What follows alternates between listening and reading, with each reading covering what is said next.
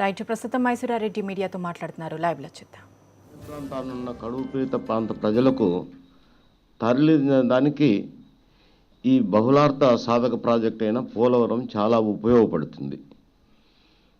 అన్ని ప్రాంతాలకు ఇటువంటి ఉపయోగపడే ప్రాజెక్టును చిత్తశుద్ధితో పూర్తి చేస్తే అందరం సంతోషిస్తాం.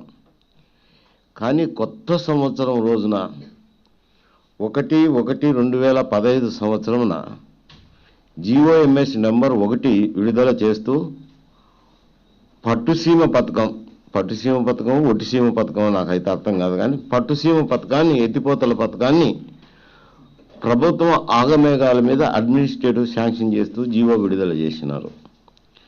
ఈ పట్టుసీమ పథకం అనేది అటు ఉభయ గోదావరి జిల్లాలోను, కృష్ణా జిల్లాలోను, తర్వాత నాగార్జున సాగర్ ఎగువ ప్రాంతంలో ఉన్న కరువు పీడిత ప్రాంతాల్లోనూ రైతులను భయాందోళనలకు, సందేహాలకు గురి చేయటమే కాకుండా ప్రాంతీయ విభేదాలకు బీజం నాటే విధంగా ఉంది ఈ జీవో మాత్రం. ఎందుకంటే మరి గవర్నర్ గారి ప్రసంగం అయితేనేమి, గతంలో ముఖ్యమంత్రి గారు చెప్పిన మాటలైతేనేమి, మంత్రులు చెప్తున్న మాటలైతేనేమి, 4 సంవత్సరాల్లో ఏ విధంగానైనా అని పోలవరం ప్రాజెక్టు పూర్తి చేస్తామంటున్నారు. మరి 4 సంవత్సరాల్లో పోలవరం ప్రాజెక్టు పూర్తి చేస్తుంటే ఈ పట్టుసీమ ఎత్తిపోతల పథకానికి నెల రోజులైంది జీవో ఇచ్చి, కానీ పూచికి పుల్లంత పని కూడా జరగలేదు.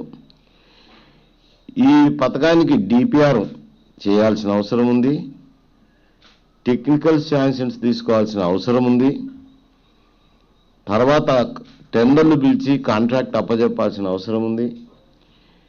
టెండర్లు పిలిచిన తర్వాత ఈ పంపుల నమూనాను తయారు చేయటం కానీ, పంపు సెట్లు తయారు చేయటం కానీ, ఇవన్నీ దాదాపు ఏ ఎత్తిపోతల పథకమైనా పూర్తి చేయాలంటే 2.5 సంవత్సరాల నుంచి 3 సంవత్సరాల కాలపరిమితి పెడుతుంది. 3 సంవత్సరాల కాలపరిమితి పెట్టే ఈ ఎత్తిపోతల పథకం చేపట్టాల్సిన అవసరం ఏమిటి? అవతల మీరు పోలవరం 4 సంవత్సరాలు పూర్తి చేసేటప్పుడు 3 సంవత్సరాలకు ఈ ఎత్తిపోతల పథకాన్ని చేపట్టాల్సి, అందులోని ఎత్తిపోతల పథకం చేపట్టడానికి 1,300 కోట్లకు మంజూరు చేశారు. ఒక పక్కనేమో జీతభత్యాలు చెల్లించే దానికోసం ప్రభుత్వం వేస్ అండ్ మీన్స్కో, ఓవర్ డ్రాఫ్ట్కో వెళ్లాల్సిన దౌర్భాగ్య పరిస్థితి ఏర్పడింది. ఇటువంటి దుర్భర పరిస్థితుల్లో ఉన్న ప్రభుత్వం 1,300 కోట్ల రూపాయలు ఈ ఎత్తిపోతల మీద ఖర్చు పెట్టడం భావ్యమా, సౌమ్యమా? నిజంగా దూరదృష్టి ఉండే ప్రభుత్వం చేయాల్సిన పనే. ఇదంతా చూస్తుంటే కేవలం కాంట్రాక్టర్లు, తమకు కావాల్సిన కాంట్రాక్టర్లు జోబిని నింపేదానికే ఈ పథకం, కానీ నిజంగా ఆంధ్రప్రదేశ్ను సస్యశ్యామలం చేసేదానికి ఈ పథకం ఏమాత్రమూ ఉపయోగపడదు.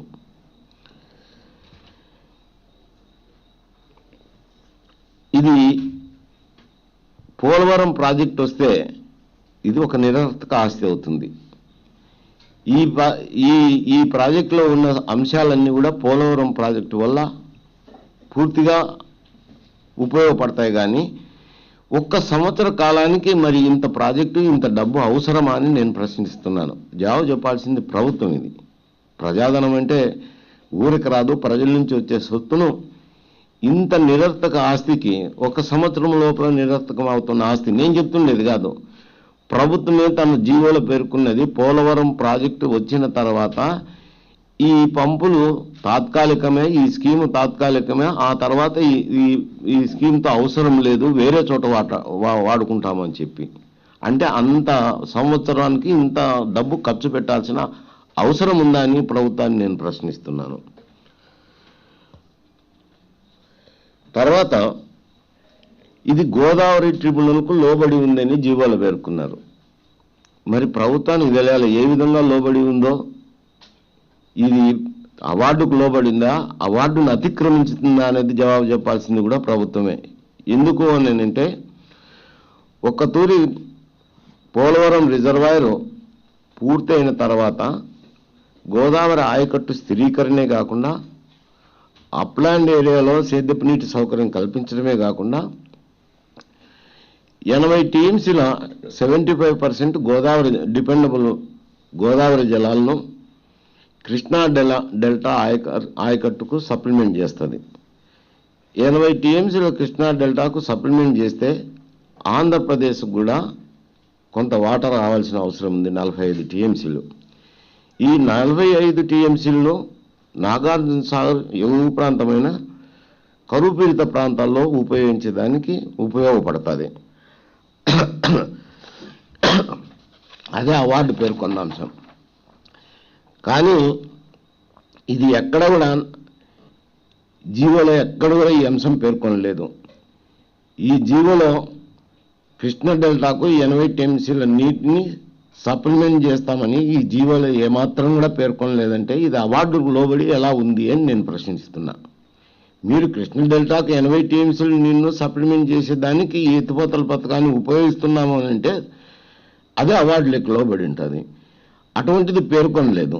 పేర్కొనకుండా ఏమన్నారు, ఈ జీవోలోనే ఇది తాగునీటి అవసరాలకు పరిశ్రమల అవసరాలు తీర్చడానికి ఈ ఎత్తిపోతల పథకం ఉపయోగపడుతుంది అని చెప్పారు. పరిశ్రమలకు తర్వాత మంచినీటికి ఉపయోగించినప్పుడు 80 టీఎంసీలు ఎట్లా ఉపయోగిస్తారో నాకైతే అర్థం కాలేదు. ఏదో 5 టీఎంసీలు ఉంటుంది, 10 టీఎంసీలు ఉంటుంది. ఇంతవరకు హైదరాబాద్ పట్టణానికి కృష్ణా నుంచి ఇస్తున్నది 5 టీఎంసీలు నీటి అనుకుంటా. ఒకటే తూరు 80 టీఎంసీల నీటిని తాగునీటి అవసరాలకు పరిశ్రమ అవసరాలకు తరలిస్తానడం ఆశాస్పదంగా ఉంది. ఈ తాగునీటి అవసరాలకు పరిశ్రమ అవసరాలు తరలించినప్పుడు కృష్ణా డెల్టాకు ఆయకట్టు సప్లిమెంట్ చేసేదానికి వీలు పడదు. వీలు పడినప్పుడు ఎగువ ప్రాంతాలకు నీళ్ళు ఇచ్చేదానికి లేదు. నాగార్జున సాగర్ పైన ఏవైతే కరువు పీడిత ప్రాంతాలు ఉన్నాయో రాయలసీమ ప్రాంతాలు కానీ ప్రకాశం జిల్లా కానీ ఎక్కడ కూడా ఇది నీరు ఇచ్చేదానికి అవకాశం ఉండదు. అంటే కేవలం ఇది కరువు పీడిత ప్రాంతాల నోట్లో మట్టి కొట్టేదానికోసమే ప్రభుత్వం ఒక కుట్రపూరితంగా విడుదల చేసింది ఈ జీవోను అనేది నిస్సందేహంగా చెప్పవచ్చు. ఈ పథకం ఎందుకంటే గోదావరి నదిలో వరదలు కానీ కృష్ణా నదిలో వరదలు గత 30 సంవత్సరాలుగా పరిశీలించి చూసినప్పుడు అన్ని ఒక 3 సంవత్సరాల తప్ప మిగతా సంవత్సరాల్లో ఒకే సమయంలో వరదలు వస్తున్నాయి. గోదావరిలోను కృష్ణా నదిలోనూ వరదలు ఒకే సమయంలో వస్తున్నాయి. ఒకే సమయంలో వరదలు వచ్చినప్పుడు మరి గోదావరి జలాలను తరలించి కృష్ణా నదిలో ఎక్కడ మీరు నిల్వ చేసుకుంటారు?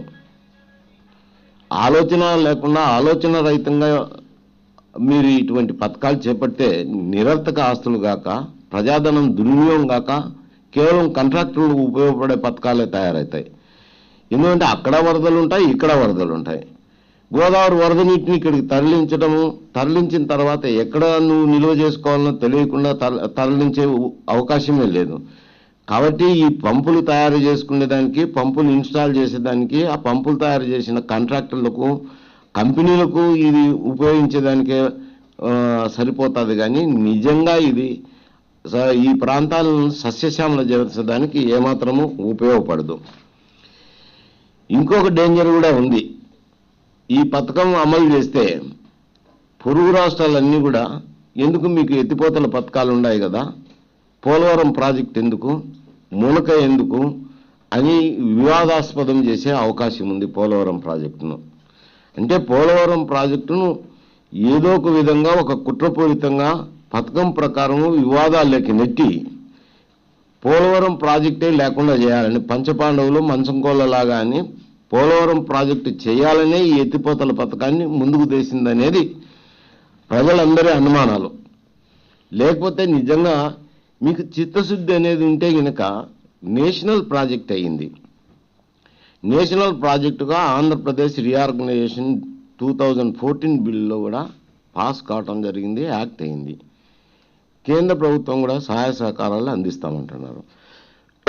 అటువంటి ప్రాజెక్టుకు మీకు నిజంగా చిత్తశుద్ధి ఉంటే ఈ 1300 కోట్ల రూపాయలు రాష్ట్ర ప్రభుత్వం ఏదైతే కనుక వాటాగా చెల్లించాలన్నా వాటా చెల్లించి కేంద్ర ప్రభుత్వం మీద ఒత్తిడి చేసి సత్వరమే కేంద్ర ప్రభుత్వం పోలవరం పనులు చేపట్టే విధంగా కృషి చేయాలి కానీ కేవలం అడ్డదిడ్డంగా ఇటువంటి ఎత్తిపోతల పథకాలు ఇటువంటివన్నీ చేసి పోలవరం ప్రాజెక్టుకు ఆటంకపరిచే విధంగా ఉండడం అనేది దురదృష్టకరము. ఈ ప్రభుత్వ అనాలోచితంకు కేవలం జోబులు నింపుకునేదానికి ఆలోచన చేసే కార్యక్రమంలో భాగంగానే అనుకోవాల్సింది వస్తుంది. ఇది ఒక కుట్ర ప్రకారం చేస్తున్న పని అనేది మా ఆరోపణ కూడా. తర్వాత ఏమైనా పెద్ద చిత్తశుద్ధితో పనిచేస్తున్న ప్రభుత్వము నీటిపారుదల ప్రాజెక్టుల మీద ఒక మంచి ట్రాక్ రికార్డు ఉన్న ప్రభుత్వం ఏం కాదు. ఈ ప్రాంతానికి సంబంధించి నేను అన్ని ప్రాజెక్టుల జోలికి పోవడం లేదు, పోతే అవి కూడా ఉండే జవాబు చెప్పగలను. ఈ ఒక్క ప్రాంతంలోనే ఇంతకు మునుపు కూడా పోలవరం ప్రాజెక్టు లేట్ అవుతుందని చెప్పి 2003-2004 సంవత్సరంలో తాడిపూడి పుష్కరం అనే 2 ఎత్తిపోతల పథకాలను మంజూరు చేయటం జరిగింది, శంకుస్థాపన కూడా చేయటం జరిగింది. కానీ పుష్కరం మీద ఖర్చు పెట్టింది తెలుగుదేశం పార్టీ అధికారంలో ఉన్నప్పుడు అప్పటి ప్రభుత్వం కేవలం 7 కోట్ల రూపాయలు ఖర్చు పెట్టినారు. అప్పటి ప్రభుత్వం ఖర్చు పెట్టింది. తర్వాత 2004 నుంచి 2008 వరకు పుష్కరం మీద 3,300 కోట్లు ఖర్చు పెట్టడం జరిగింది. 2008 నుంచి 2011 వరకు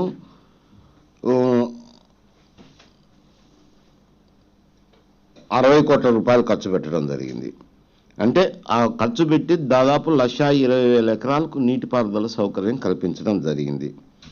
అలాగే తాడిపూడి మీద దాదాపు టీడీపీ హయాంలో ఖర్చు పెట్టింది కేవలం 3 కోట్ల రూపాయలు.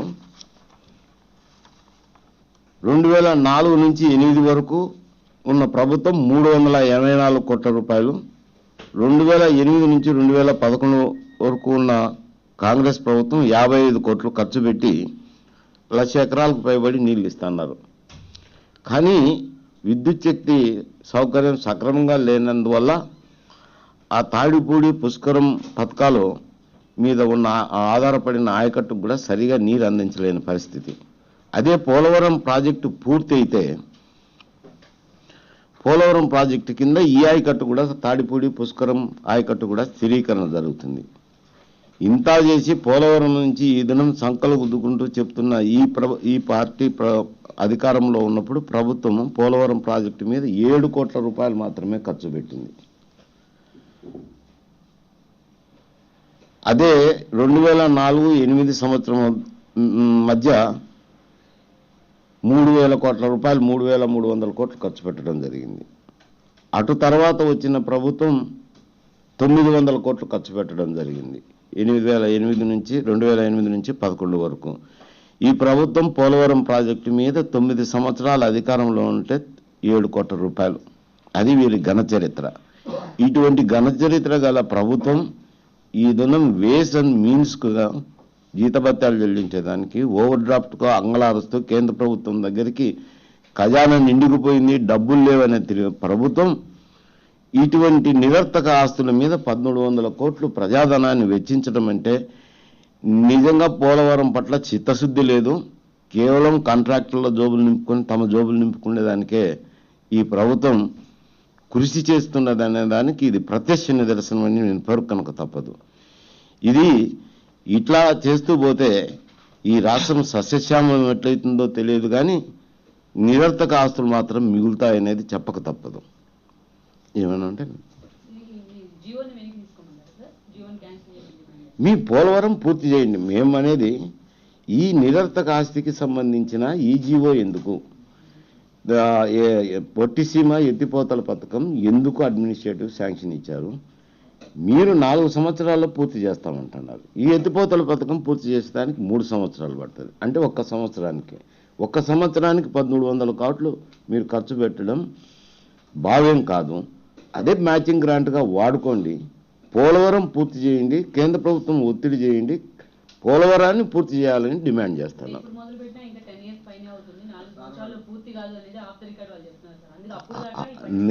నేను వాళ్ళ ఆఫ్ ది రికార్డ్ ఏం చెప్తారో నాకు తెలియదు. ఆఫ్ ది రికార్డ్ ఏం చెప్తారో నాకు తెలియని సమస్య. ఈ దినం అథెంటికేటెడ్గా గవర్నర్ గారు గణతంత్ర వేడుకల సందర్భంగా 2018కి పోలవరం ప్రాజెక్టు పూర్తి చేస్తా ఉన్నాం. 2018కి పోలవరం ప్రాజెక్టు పూర్తి చేసేటప్పుడు ఈ నిరర్థకమైన ఆస్తిని ఒక్క సంవత్సరానికి ఎందుకు ఇంత డబ్బు ఖర్చు పెట్టాలా? అదే ఆ 1300 కోట్ల రూపాయలు మ్యాచింగ్ గ్రాంట్ పెట్టి కేంద్ర ప్రభుత్వాన్ని ఒత్తిడి చేసి మీరు కృషి చేసి దీన్ని 18 లోపల పూర్తి చేయండి. అటు